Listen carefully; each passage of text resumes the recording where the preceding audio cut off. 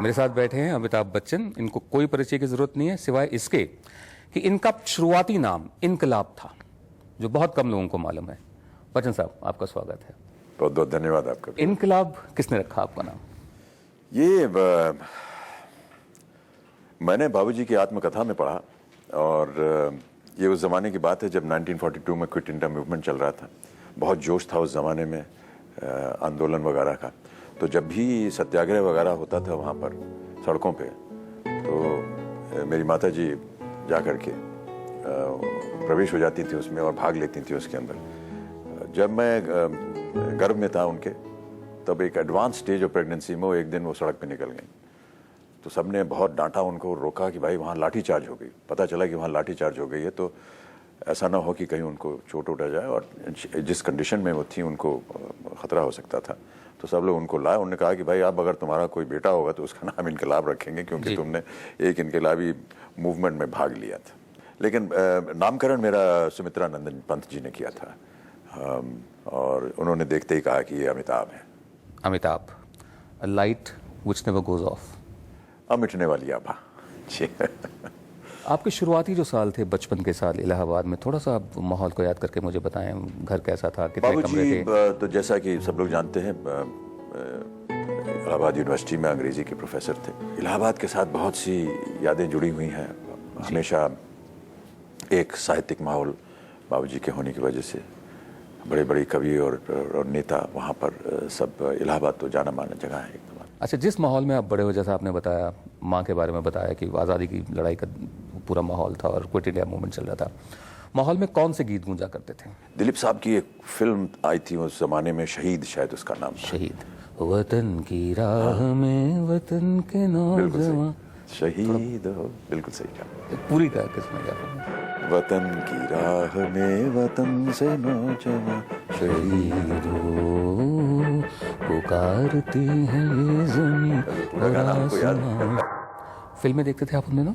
अब जब हम लोग इलाहाबाद में थे तो पहले तो माँ बाबूजी जा कर के देखते थे, वो देखते थे कि ये लायक है कि बच्चे जा कर के ये फिल्म देख सकें। तो अभी इलाहाबाद में अब तो पैलेस थिएटर उसका नाम है, वहाँ पर सबसे पहले हमने फिल्म देखी, लॉरेन एंड हार्डी की फिल्म थी। अच्छा। और हिंदी की पहली फिल्म जो देखी वो थी जागृति। स्कूल के बच्चों के बारे में थी, और सब बहुत अच्छी फिल्म थी। हम लाए हैं तूफान से किश्ती निकाल के, बहुत अच्छी फिल्म थी। अच्छा, मैं आपसे और जानना चाहता हूँ कि जब 7 हिंदुस्तानी फिल्म बनी, आपकी पहली फिल्म थी, आपको पहला ब्रेक मिला। बेशक ये कमर्शियल सक्सेस नहीं हुई, लेकिन आप पहचान में आए, आपको एक अवार्ड भी मिला उसकी वजह से। आपकी एक फिल्म है जिसके गाने मेरे ख्याल अब ये मैं कहूँगा दूसरी पीढ़ी है उसको पसंद आ रहे हैं, अभिमान जी। बहुत खूबसूरत गाने हैं उसके। आपका सबसे मनपसंद गाना कौन सा अभिमान का? तेरे मेरे मिलन की ये रहना। अभिमान के बाद गुड्डी, मिली, चुपके चुपके, आपकी वो फिल्में थीं जिनमें आप एंग्री यंग मैन नहीं थे। इनके कौन कौन से गाने आपको पसंद हैं? गुड्डी फॉर इंस्टेंस। देखिए, गुड्डी में मैं पहले उसका लीडिंग मैन था उसमें, और 10-12 दिन उसकी शूटिंग भी की मैंने। फिर उसके बाद वहाँ से ऋषिदा ने मुझको निकाल दिया। फिर उसके बाद समीत भांजा को लिया लीडिंग मैन। हुआ यूँ कि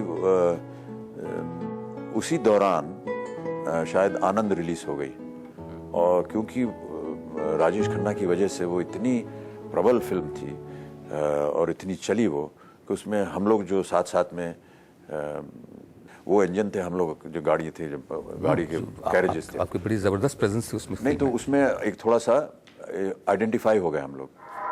मैं ये जानना चाहता हूँ, जया जी से मुलाकात आपकी कब हुई, कैसे हुई?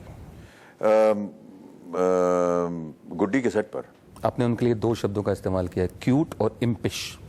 हाँ, ऐसे ही थी वो। और अब भी वैसे ही हैं। अब भी वैसे।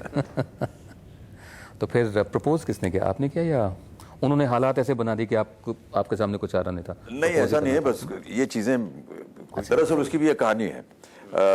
जंजीर जब बन रही थी तो हम लोगों ने सोचा था कि हम लोग का अपना एक ग्रुप था एक, और हम लोग साथ साथ घूमा करते थे।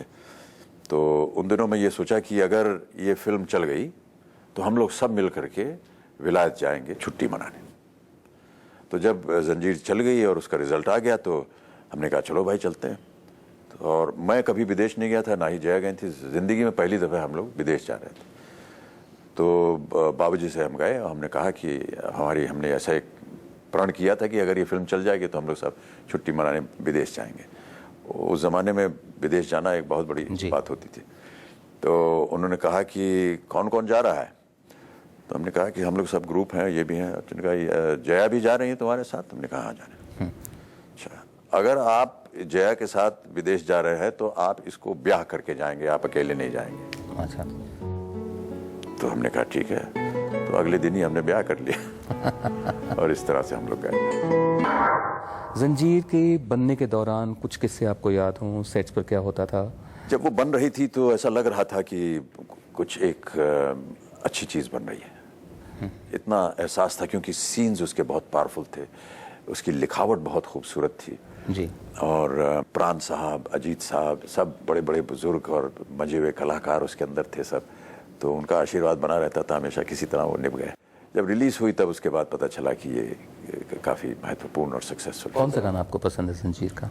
उसमें प्राण साहब वाला जो वो यारी है ईमान मेरा यार मेरी जिंदगी। NDTV's cricket app, Android and iPhone, fastest scorecard, special analysis, and much more. Download free. ndtv.com/apps.